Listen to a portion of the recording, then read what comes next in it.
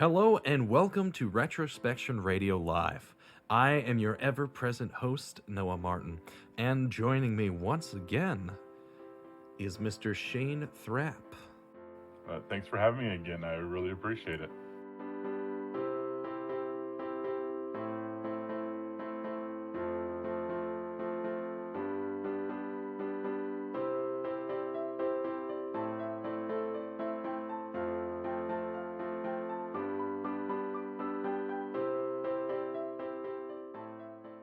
So last time, if you haven't listened to last episode, we talked a lot about ADHD and parenting and the school system, and specifically how the school system is basically designed to not help you out as you go through school.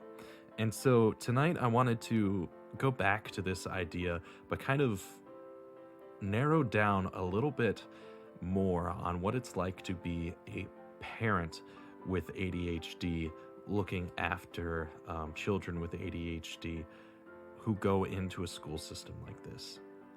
So with a quick kind of recap, some of the stuff that we discussed had to do with how testing is really just stacked against your kids. It is really not designed to help people excel and to show off the knowledge that they've learned, if they even learn through school. And that brings up another thing, is that school isn't really great at teaching. A lot of the times what happens is they throw a whole bunch of subjects at you, but none of them really matter, but it's what the curriculum has said is what is common knowledge of everyone else. They don't help you learn or define any skills. They don't help you look at the rest of your life that you're going to be living, or even prepare you for living your life in the first place. It's a glorified daycare. And one of the points that I brought up last time was that the school has been designed since the late 1800s and early 1900s to be set up like a factory. So you've got all the bells telling you, all right, you spend this time here, do this thing for however long. Bell goes off, you now move, you will go here, you will do this. Bell will go off again, you will go here, and you will do this.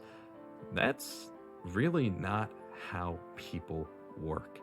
And with my own personal experience, this past semester I got an internship, and I am working at a really awesome audio-visual place that does a lot of really amazing work and really has inspirational people that I work with.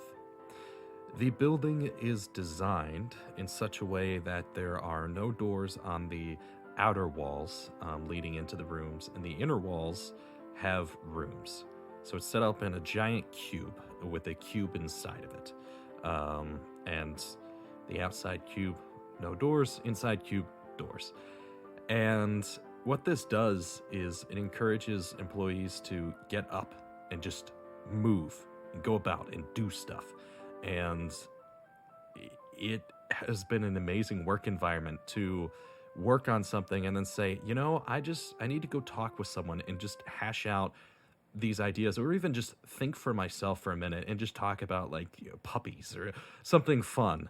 And it's this really amazing work environment that encourages and nurtures creativity and production and bouncing ideas off of other people. And that's one thing that throughout my entire life of public school and private college, I've never ever had an experience while working where I can just get up, walk away, and interact with other people without fear of being reprimanded, with people writing you up or sending you to the principal's office, or taking away your recess, or giving you a detention, or taking away your scholarship, whatever consequences there are for not doing exactly what you're told at exactly the right minute. And so being able to work in an environment like that, I felt my own productivity just increase, and my actual desire to work and be at work and be surrounded by these people is an experience I've never had before in my life. Because a lot of the times it's like, oh, I've got work in 30 minutes. But for me, it's been, oh, I've got work in 30 minutes. And it's a completely different mindset. I think if we took that approach, and this is just finishing up the summation of our previous episode, if we took this approach of treating humans like humans instead of nice little robots, a lot of people would be a lot happier, and it'd be a lot easier to explore what it is that you might do with your life. So I'm going to circle back around with that synopsis kind of done and those thoughts out. Congratulations, by the way, on I was about to call it a promotion. I mean, I suppose it kind of is a promotion. You went from a member to, an admin. How did that all work out? So I joined a group specifically for men, adult men with ADHD, where men would have kind of a safe space to be able to say essentially what they wanted to say, and kind of ask questions in an environment where they didn't feel like there would be a lot of pressure, and there wasn't a lot of expectations, and there wasn't this. If they needed to vent about their wives or their husbands or things of that nature, they just needed a space kind of to go there and actually, be able to have those conversations that in mixed company is kind of difficult. And I don't mean like the toxic conversations and toxic ways of talking about your spouses and things of that nature. And as I've been a moderator there now, there's very little of that happening. But just because as men we're kind of conditioned to hold everything in, and we don't really have an environment to kind of push stuff out there where it's okay to kind of say some of the stuff that we say, and I kind of wanted to get more involved with it. And as an ADHD life coach, I just really wanted to kind of also learn as much as I could from how people deal with it, because I have my clients that I've worked with and things of that nature, but not everybody is the same. So you wanted to just kind of immerse yourself into that world. And as I kind of started commenting and talking to people more, I kind of got the attention of a couple of the moderators, and they have bi-weekly support groups where you can go and be in these Zoom calls and kind of have discussions about a set subject, and it's moderated so that, since we have ADHD, we don't go off into too many tangents. And, the more we did it, the more I was like, hey, I want to see if I can get more involved. And so I contacted the head admin, and I said, hey, this is my background, this is my history. And we had a phone call, and as we kind of went over the phone call, he kind of asked me, like, how do you deal with ADHD? How do you help your clients with ADHD? And a lot of my values kind of went in line with what he himself does as a public speaker. And he brought me in as a moderator. And I'm just honored to be completely truthful, to be able to be a part of it, because I absolutely love being able to have the opportunity to kind of really help people bring value to what they're trying to learn about and understand what they're going through in ways where we can kind of actually see some growth and change in people. And I get to have events and organize virtual seminars to kind of go over various things. And with my background in relationships, I get to kind of help these people, because one of the biggest things we see are relationship issues with their spouses and how to communicate with them. And that's my background. And so I get to kind of, show off my brand a little bit as there's a little bit of a privilege as a moderator. You get to kind of actually talk about your business, and, because there's no spam that happens in it. It's not one of those coaching groups where, they want to, sell their coaching tips or anything like that. It's a genuine support group. So I'm really proud. I'm really happy about it. Yeah, that's awesome to hear. You had mentioned a little bit about mental health. And for listeners of Retrospection Radio Live, most of you will already, actually, if you're just avid retrospection fans in general, you'll know that one of the subjects that retrospection talks a lot about is mental health. Specifically mental health in men, but also women and, other. And everyone has their own different mental health, their own mental issues. one of the things that the speaker 2 weeks ago said, Mr. Michael Overly, a quote that has been ringing in my mind for quite a while. It is okay to not be okay. And that is something that is extremely important, especially for my fellow men out there.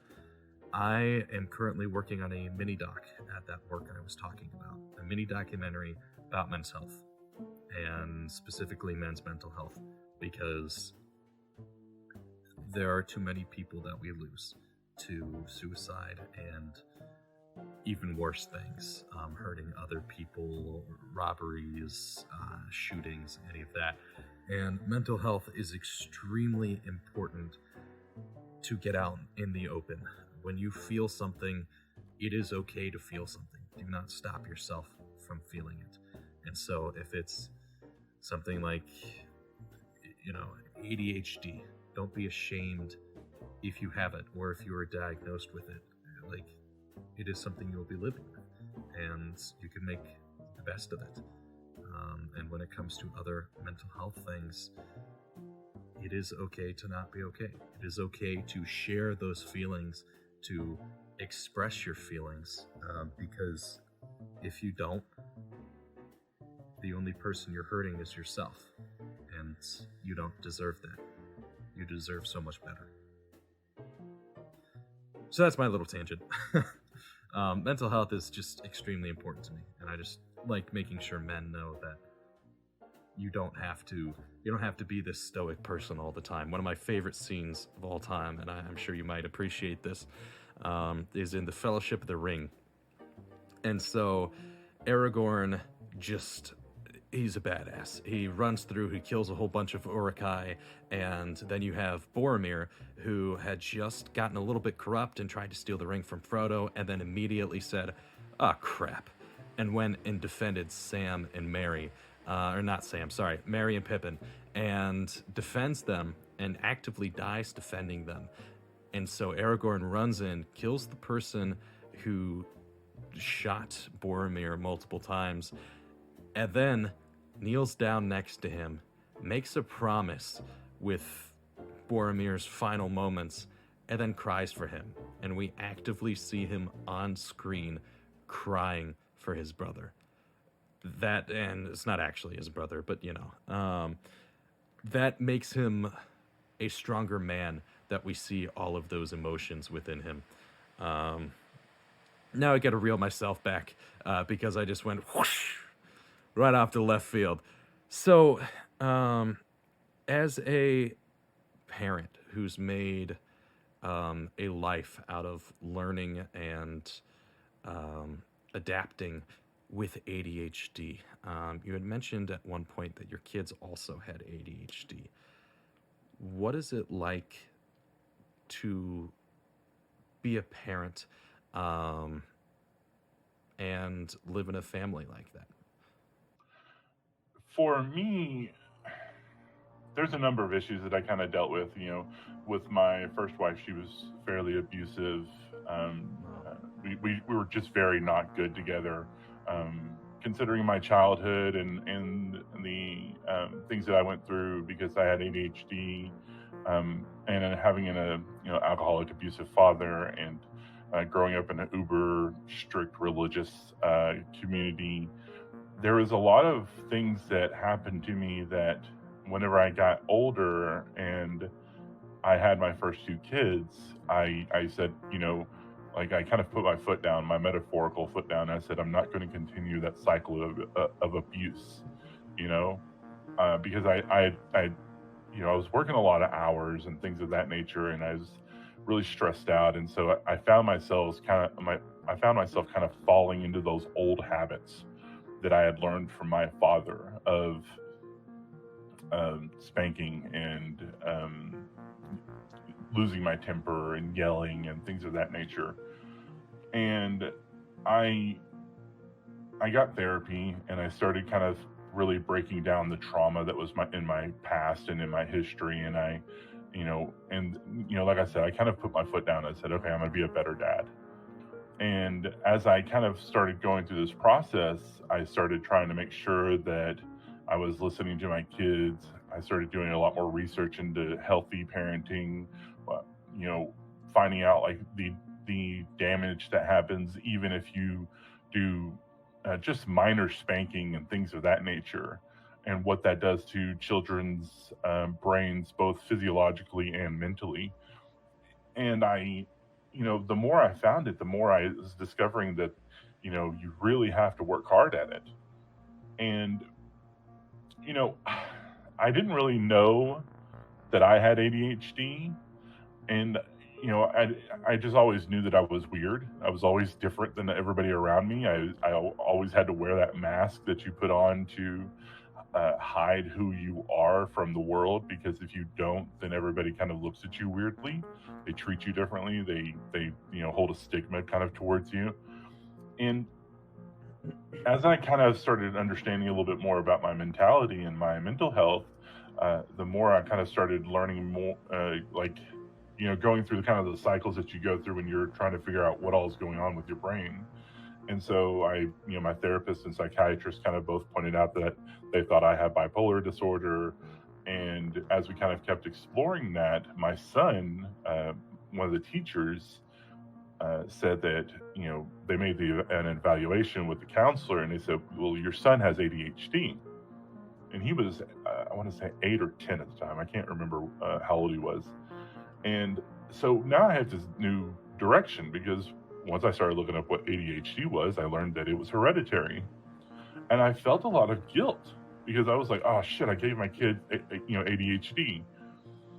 And, I started doing more research, and I started really getting into trying to understand, like, what does that look like? What do I need to do to kind of help him out? How do I need to work with what he's dealing with, and kind of learning about how to help him not act out in certain ways, how to help him with the behaviors that he had started developing, how to work with his mother. And she was really antagonistic towards the idea. She never put a lot of stock in mental health, and she never put a lot of stock in therapy and psychiatry, and she was very anti-medication. And so a lot of the onus of trying to help him kind of boiled down to me. And and they didn't live very close to me, so it was really hard to have as much input as I wanted into his life. So I kind of just really did as much as I could to kind of help him. And then as he got older, he started kind of building up his own methodologies of how to work, and he's fairly successful now. He's 18, and he's doing pretty good. So, along the way, you had mentioned that you helped him out, especially when it came to after the diagnosis and learning with ADHD and helping him overcome some of those obstacles. What were some of those early obstacles that he had to jump over to help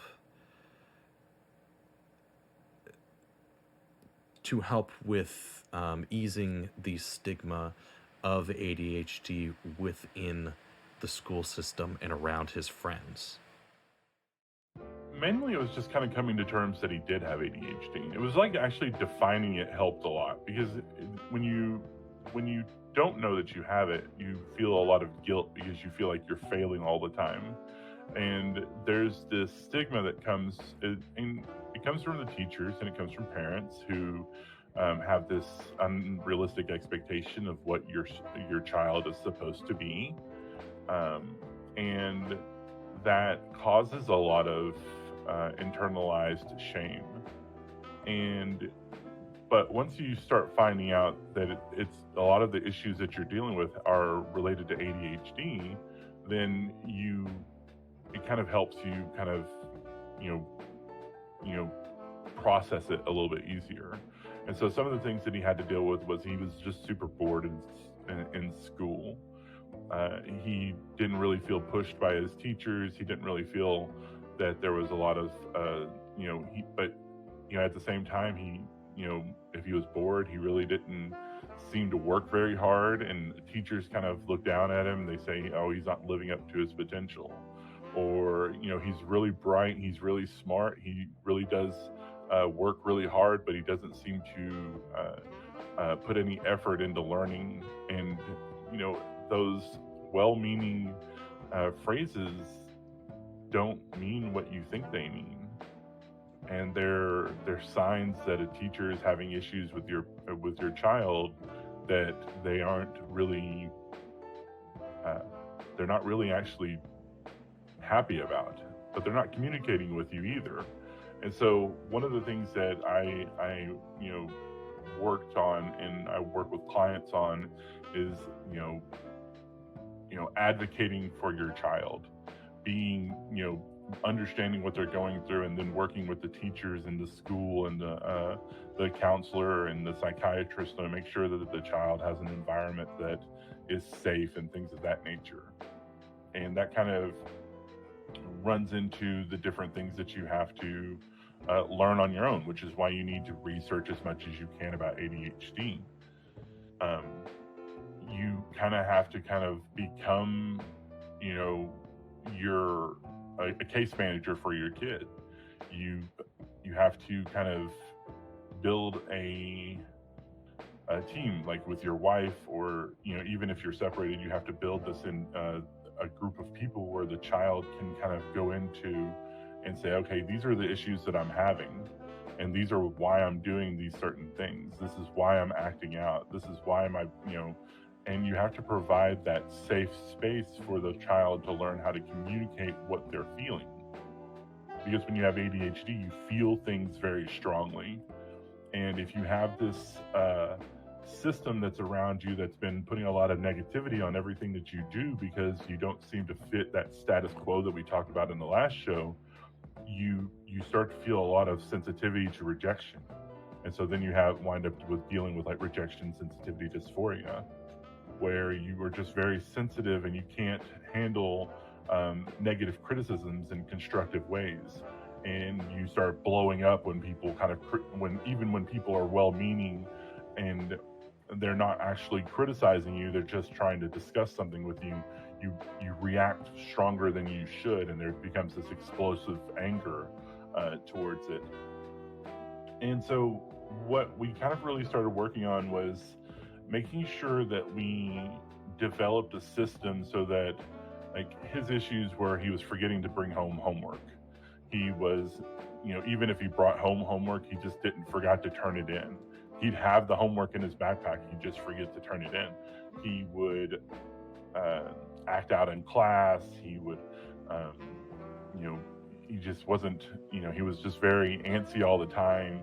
And that was kind of like where we started trying to learn how to, what he needed to kind of like have the space to constructively use the energy that he has. And one of the major issues with our school system is the lack of recesses now. The average recess in America is 25 minutes in most states, and that's according to science, is a lot less than what we should be giving our kids. The science says that the most productive use of the time is to have 60 minutes a day of activity where the children are outside and playing or doing some sort of physical activities and things of that nature.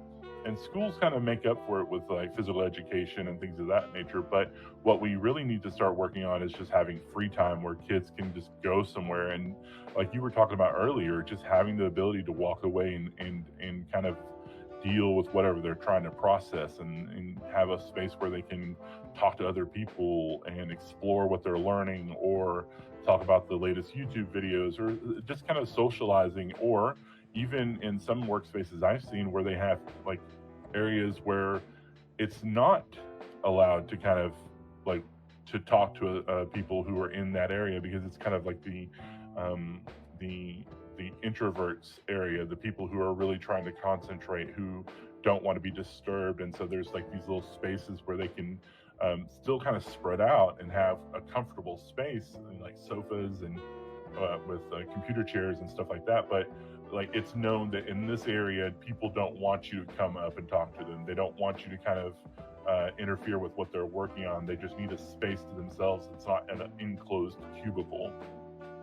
And so it was really trying to kind of give him the tools, and eventually give my daughter, my second daughter, the tools to create the environment that they needed to thrive in. And that's kind of carrying over into what you want to do when you're trying to really help them in their schooling system. Is you want to, you need to understand your kid's rights as far as having ADHD, because ADHD is covered under the American Disabilities Act, and you've got to communicate with your school and keep checking in with them. But not only that, you need to be checking in with your child.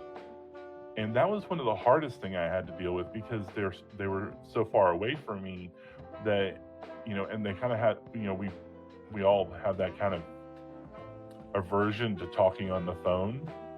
And so we kind of like had to kind of deal with like, being able to, text and things of that nature. But then it's also checking in with, like I said, it's communicating with the school and seeing like what kind of things are they having to deal with, what kind of things are the teachers observing about your child, and also, are the teachers being fair to your child? This is where the advocacy comes from.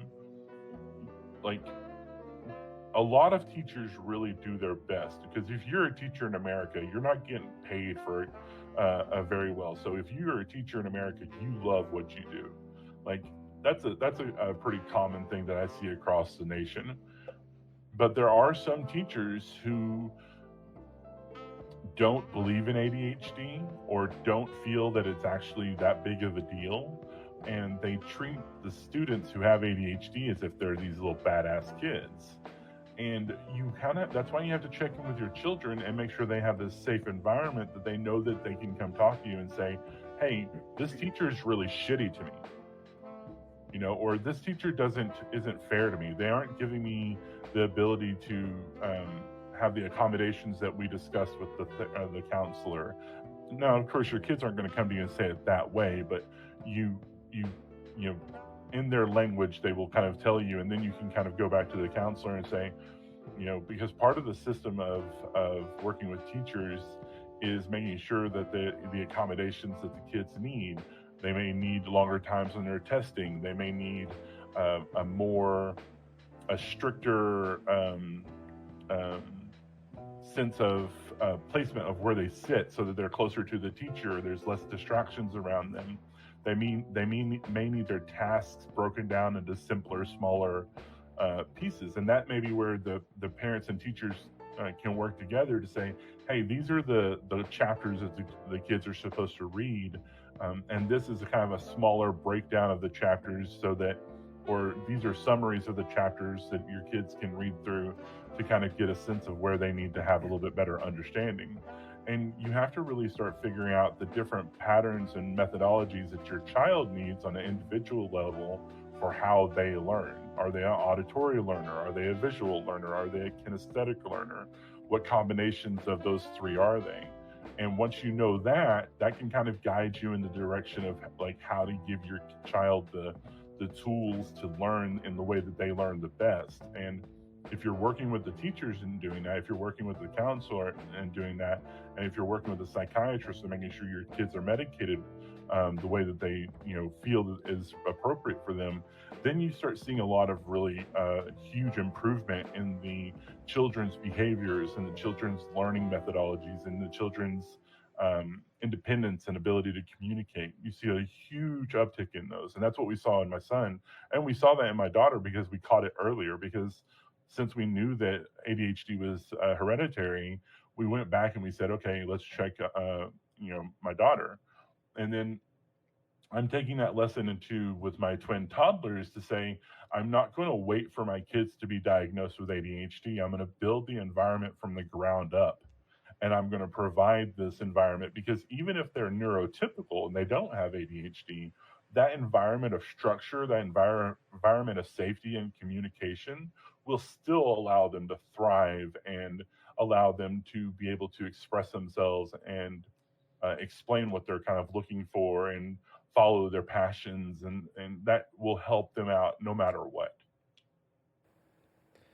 So, if you had any advice you could give to a parent whose child has just been diagnosed with ADHD and they know absolutely nothing about it, and this kid is starting kindergarten, what would you tell them to help them as they start their journey?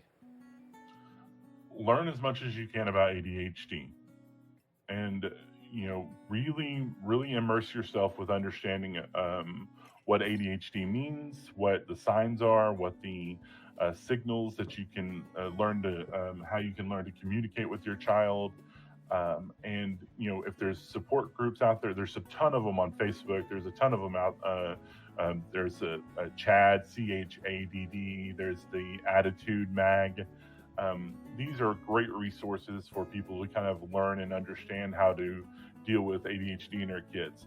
Also, get tested yourself, because again, ADHD is hereditary, and it's likely that if one of your children has it, one of the parents has it.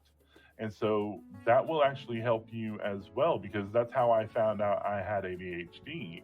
Was I said, okay, well, the more I kept exploring ADHD, the more I was like, oh, I deal with that. Oh, I deal with that. Oh, that makes sense.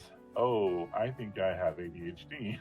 And so then I talked to my psychiatrist about it, got tested, and of course, I scored amazing on that test. Yay, all those years of school. Yeah. But the more you learn about it, the more tools that you will have to give to be able to provide the environment that your children and yourself need.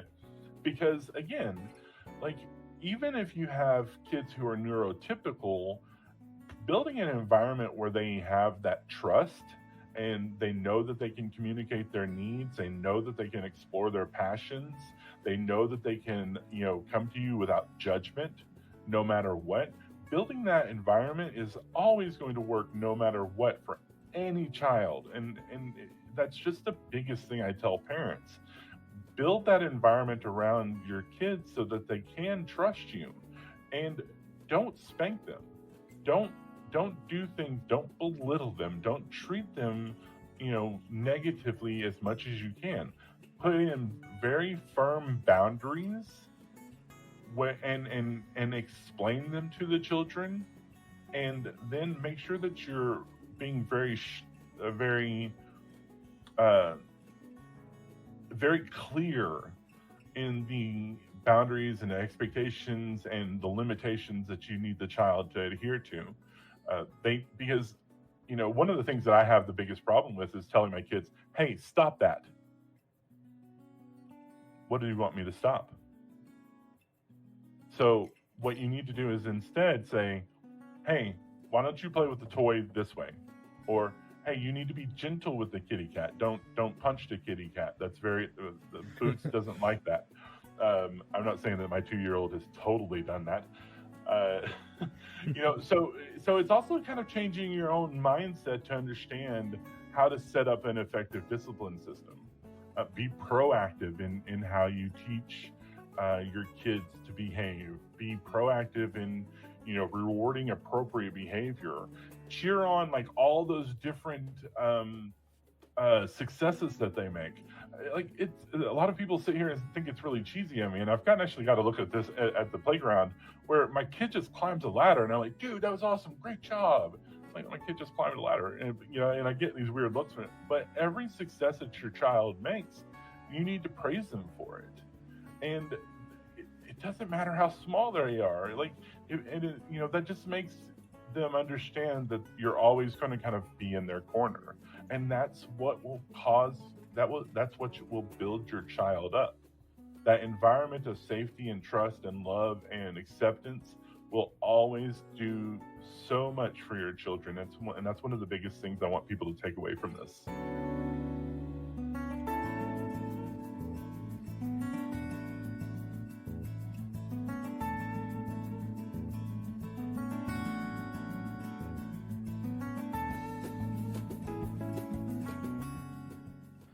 Awesome. Thank you. It's been half an hour, very, very fast half an hour. So thank you so much for coming on and talking on this subject. I think it's really important that parents understand the mental health of their kids and the environment that their kids are being raised in. So thanks for shedding some light on really how a parent can apply some of the techniques used with ADHD to helping either their kids and themselves with ADHD or creating that environment. This has been Retrospection Radio Live. I am Noah Martin, and tonight I was joined by Shane Thrapp. One last time, thank you. Thank you for having me on. Absolutely. And we will be back. We've got Michael Overly coming on in 2 weeks again. And from there, we're looking at maybe releasing a few interesting things. I've been working on the history of the Slender Man, and I was thinking maybe I'll live stream that episode to talk a little bit more about mental health and how that impacted the story of Slender Man, which is a story I think most people know, but I don't think they quite understand what the mental health was behind the story of Slender Man.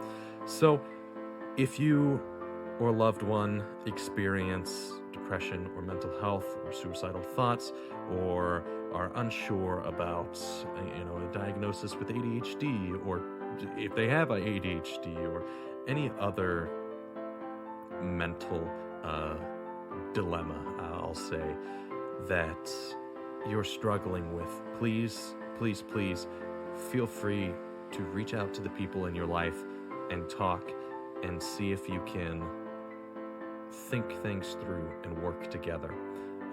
That will lead to better times in your life and good things happening. The people in your life are there for you and they love you. Just remember that. Have a good evening. Thank you for listening to Retrospection Radio Live.